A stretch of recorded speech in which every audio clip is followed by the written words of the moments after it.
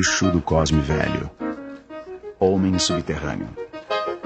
Um mestre na periferia do capitalismo.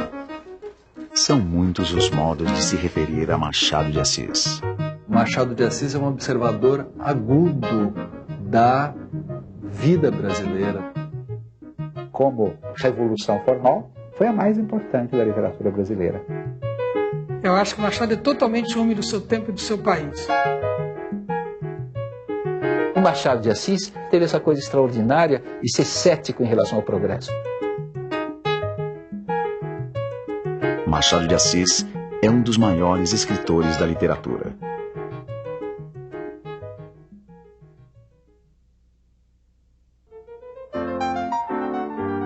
O que se deve exigir do escritor, antes de tudo, é certo sentimento íntimo, que o torne homem do seu tempo e do seu país, ainda quando trate de assuntos remotos no tempo e no espaço.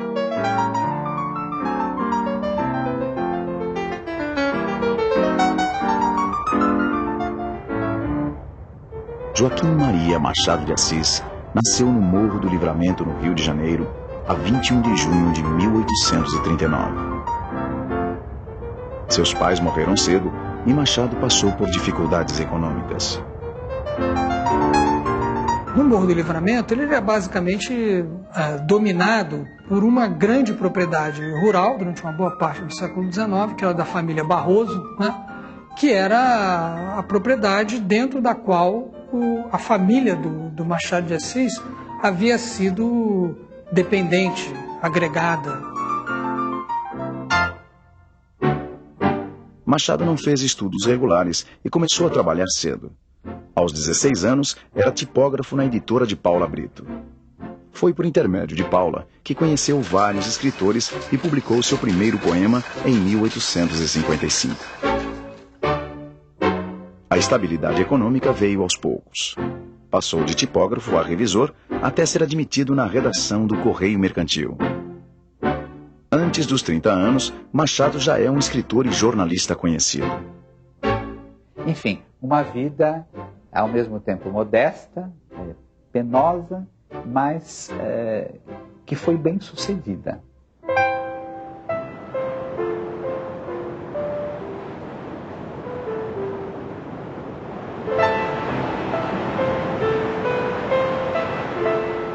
Um menino filho de uma lavadeira, de um pintor de paredes, que se torna jornalista, poeta, dramaturgo, escritor, romancista e presidente da Academia Brasileira de Letras e consagrado em vida, é alguém que atravessou a sociedade brasileira, né, de fora a fora.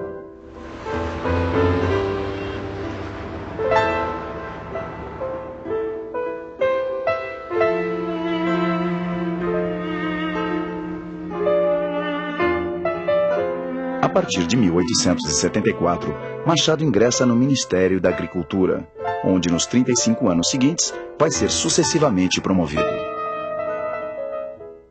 O Machado trabalhava numa seção do Ministério da Agricultura encarregada de dois assuntos.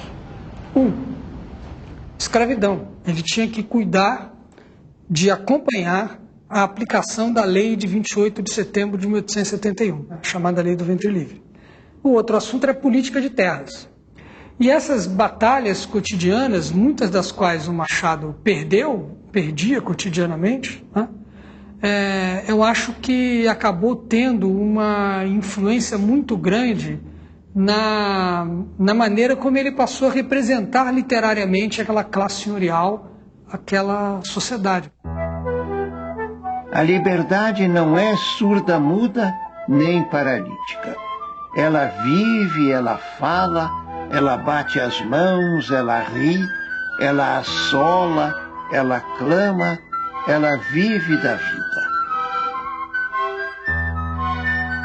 8 anos antes da abolição, o Machado de Assis teve a argúcia, teve a inteligência de dizer: aqui vai haver abolição da escravidão, mas a estrutura básica da sociedade não vai mudar.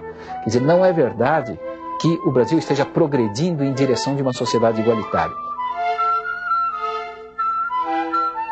Eu acho que artisticamente ele representou muito bem a forma como essa sociedade criava mecanismos para manter ao longo do tempo estratégias de exclusão, de privilégios. Por mais que ela mudasse, ela mudava para permanecer a mesma. Como Machado disse isso várias vezes, né? Você pode trocar de roupa sem mudar de pele.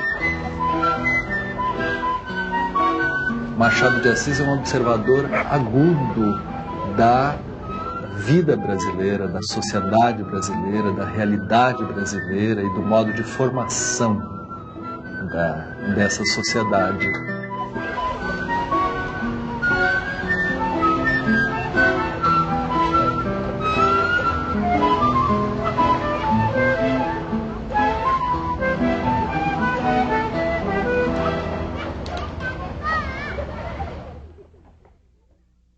A obra de Machado de Assis é dividida em duas fases.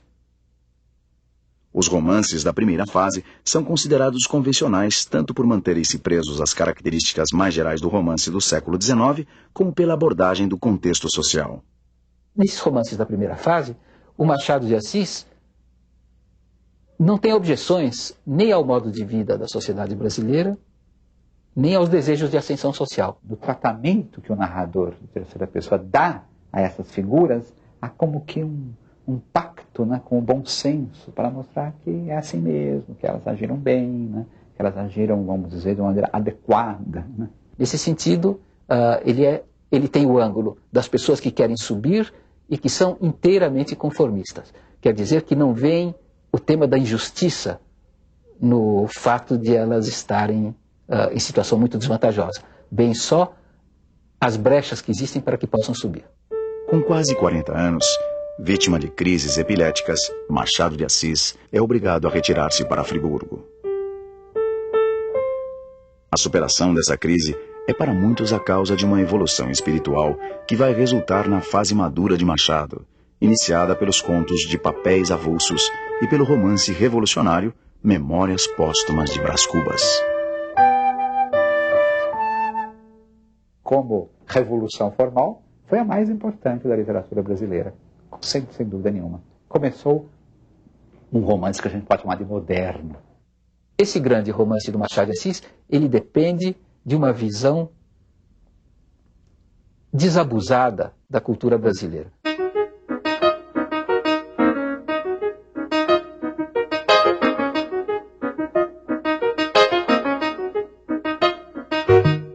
Ao verme que primeiro roeu as frias carnes do meu cadáver, dedico com saudosa lembrança estas memórias póstumas. Enquanto o Machado de Assis, da primeira fase, tinha uma visão edificante de quem quer colaborar para ilustrar a sociedade, para aumentar o seu brilho, para torná-la mais civilizada, o da segunda fase disse: isso aqui não tem remédio, isso aqui só tem cara de civilizado, na verdade é completamente bárbaro, e vamos dizer a verdade. Dessa terra e desse estrume é que nasceu esta flor. Quando chegou no Brás Cubas, o Machado deu a pena para o senhor. A partir daí, acabaram aqueles narradores em terceira pessoa, e ele deu a pena para os senhores. O narrador das Memórias Póstumas de Brás Cubas é um brasileiro proprietário à maneira do século XIX brasileiro, quer dizer, proprietário de escravos e centro de uma dessas vastas parentelas em que todo mundo depende do proprietário. Eu que não sou propriamente um autor defunto, mas um defunto autor. Esse narrador, a parte do defunto aí não é para levar muito a sério, evidentemente, né? Esse narrador é um insulto ao leitor. Obra de finado. Escrevia com a pena da galhofa e a tinta da melancolia. E não é difícil antever o que sairá desse conúbio. Não há nada tão incomensurável como o desdém dos finados. O enredo de Brás Cubas, isso é muito importante, é de uma total banalidade. Brás Cubas nasce numa família muito abastada, a sua primeira educação é profundamente determinada pela situação da família escravista. Quer dizer, ele começa andando a cavalo em cima do pajem dele, que é um escravozinho que deram para ele, para isso mesmo, para ele montar a cavalo nele e chamar ele de besta, de cala-boca besta e essas coisas. Um pouquinho adiante, ele gasta uma fortuna com uma mocinha de vida fácil. Um pouquinho adiante, ele vai para a Europa fazer estudos onde ele não estuda nada. Os estudos dele são só uma maneira de obter a casca da civilização. A universidade me atestou em pergaminho uma ciência que eu estou longe de trazer arraigada em meu cérebro. Ele volta para o Brasil e aí ele tem um longo caso amoroso, adúltero, com a Virgília, que é o grande acontecimento da vida dele, que é também um caso amoroso que, do ângulo romântico, é a coisa mais lamentável do mundo, embora seja uma coisa forte. A uma certa altura, o amor se esgota. Você não merece os sacrifícios que ele faz. E ele, então, tenta virar político, tenta virar jornalista, se embrulha um pouco com filosofia, acaba fazendo beneficência e morre. Então, é uma vida em que nenhum projeto se realiza, em que nada é perseguido com energia, tudo acontece da maneira mais arbitrária, tudo depende do capricho total dele. Agora, esse capricho é autorizado por o quê? Esse capricho é autorizado pela propriedade de tipo brasileiro, escravista, clientelista e que dispensa inteiramente de trabalhar. Esse aqui é o ponto importante. Vulgaridade de caracteres, amor das aparências rutilantes, do arruído, frouxidão da vontade, domínio do capricho e o mais. Agora, a partir dessa situação, que é a situação dele, com todos os cacoetes ligados a essa situação, ele vai falar do mundo inteiro em escala enciclopédica. Quer dizer, do começo da humanidade até o final, dos tempos bíblicos até os tempos modernos, passando pela Revolução Francesa, fala de questões de política, de questões de amor, de questões de filosofia, de questões de religião, enfim, fala de todos os assuntos próximos e remotos.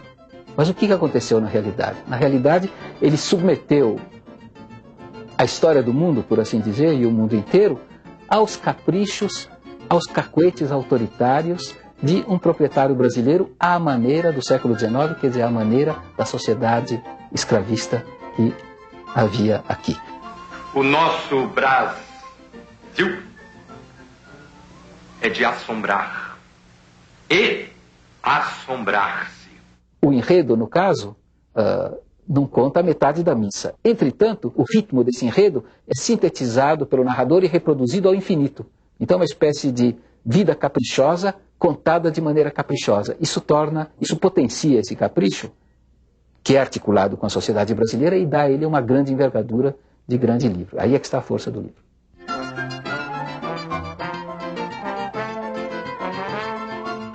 Se te agradar, fino leitor, pago-me da tarefa. Se te não agradar, pago-te com um piparote. E adeus.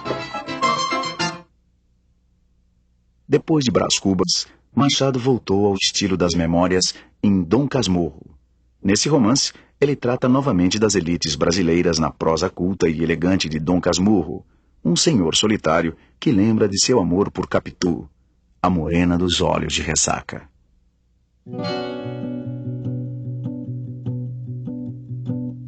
De um lado vem você com seu jeitinho hábil, hábil, hábil, pronto, me conquista com seu dom.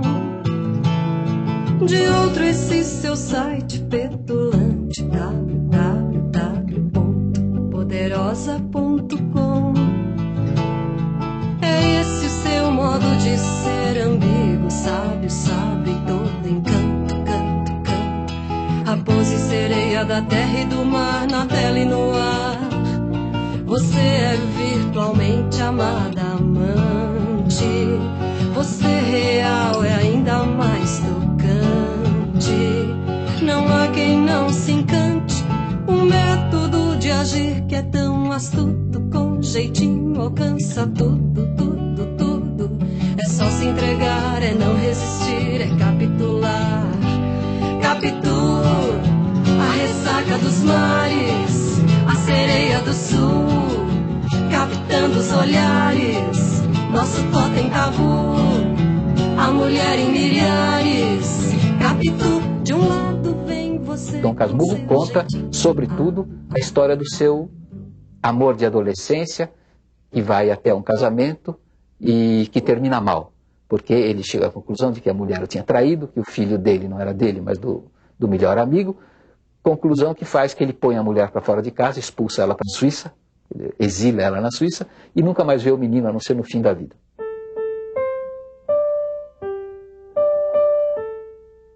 Olhos de ressaca? Vá, de ressaca.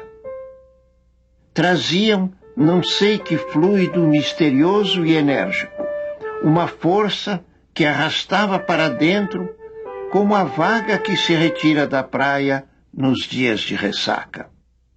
Há, de fato, um drama aqui. Um drama que termina com a acusação, a culpabilidade. Não tenho mais nenhuma vontade de viver. Escobar. O foco dessa recapitulação da vida amorosa dele é centrado no seguinte: Capitu me traiu ou não me traiu? Sempre se disse que esse fato de não se saber se Capitu era culpado ou não era um dos encantos do romance, porque aí o romance é sempre lido e relido, né? Com a preocupação de encontrar as pistas. É claro que as pistas estão dadas pelo narrador. Que a minha primeira amiga e o meu maior amigo, tão extremosos ambos, tão queridos, quis o destino que acabassem juntando-se e enganando-me. Esse narrador é um narrador parcial, é um narrador que está contando a história de maneira tal que nós cheguemos à conclusão de que ela de fato traiu. Nesse momento, a personagem muda inteiramente de figura. A questão deixa de ser Capitu traiu ou não traiu, e a questão passa a ser: por que esse cidadão está querendo nos convencer de que a Capitu traiu? Vocês sabem que Dom Casmurro é narrado por um viúvo já de mais de meia idade, que escreve divinamente, culto, saudoso da sua infância e dos seus primeiros amores. Enfim, uma espécie de figura ideal de moço bom das elites. Então, o leitor tende a aderir ao ponto de vista dessa personagem.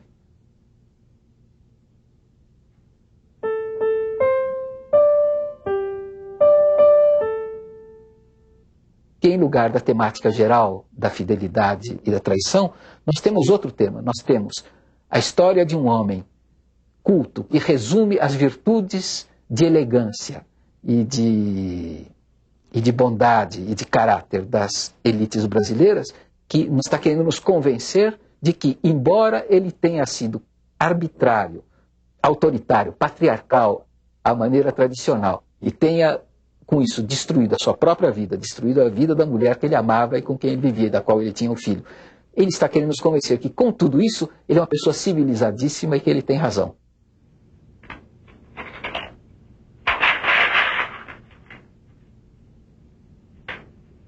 Então, é uma espécie de tentativa de casar o autoritarismo, a possibilidade de atropelo das elites brasileiras, com uma estampa civilizada e impecável. Capitu, feminino com arte, a traição atraente, um capítulo à parte, quase vírus ardente, imperando no site.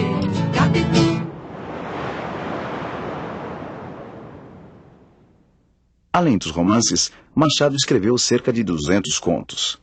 São alguns dos melhores contos da literatura brasileira. Machado escreveu muitos contos, mais de 2 centenas de contos. Ele escreveu contos a vida inteira. Eu acho que nos contos Machado exercita uma grande variedade de tons, né? Pela própria variedade são mais de 200 textos, né? E, por exemplo, em Papéis Avulsos, ele brinca com contos que são de natureza cômico-fantástica, né?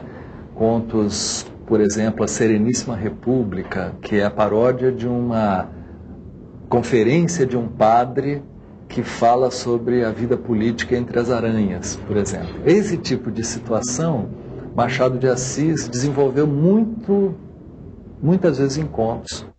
Os contos de Machado acompanham a escrita dos seus romances. Também nos contos de Machado há uma divisão. Eu acho que Papéis Avulsos é um livro que tem profunda ligação com Memórias Póstumas de Brás Cubas e são quase contemporâneos. Mas tem contos como Missa do Galo, onde a gente reconhece um parentesco com Dom Casmurro. Os melhores contos de Machado são contos que acompanham a feitura de Brás Cubas e dos romances posteriores, mas sobretudo a grande década de 80. Machado de Assis realizou em sua obra o programa literário contido num pequeno ensaio seu, Instinto de Nacionalidade. O que se deve exigir do escritor, antes de tudo, é certo sentimento íntimo, que o torne homem do seu tempo e do seu país, ainda quando trate de assuntos remotos no tempo e no espaço.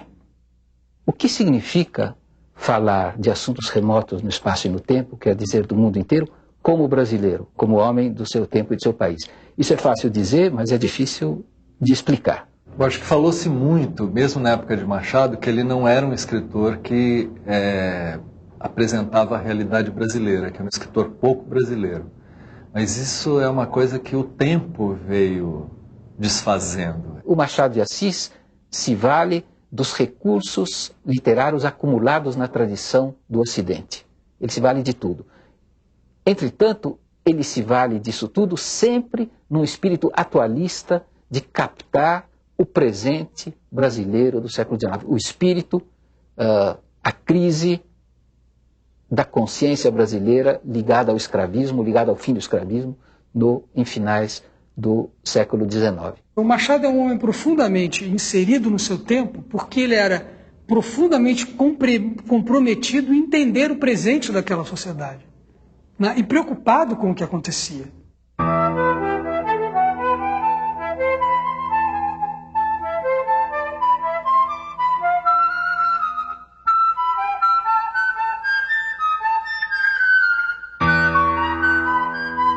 Quando nós falamos em periferia de capitalismo, nós estamos pensando numa espécie de quintal do mundo, né?